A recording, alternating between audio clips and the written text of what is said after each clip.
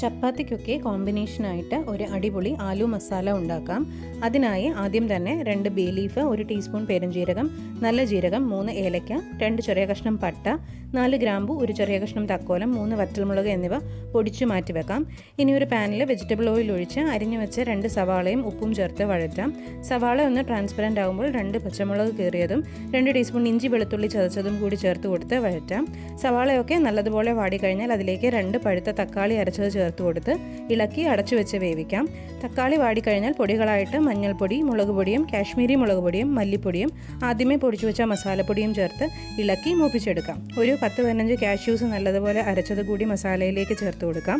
മസാല തയ്യാറായി കഴിഞ്ഞാൽ അതിലേക്ക് വേവിച്ച് വെച്ചിരിക്കുന്ന ബേബി പൊട്ടറ്റോസ് അല്ലെങ്കിൽ ചെറിയ ഉരുളക്കിഴങ്ങുകൾ കൂടി ചേർത്ത് ഇളക്കി അടച്ചു വെച്ച് കിഴങ്ങ് നല്ലതുപോലെ വെന്ത് കഴിഞ്ഞാൽ 1/2 ടീസ്പൂൺ കസൂരി മേത്തിയും മല്ലിയില അരിഞ്ഞതും കൂടി ചേർത്ത് കൊടുത്താൽ ആലു മസാല റെഡി.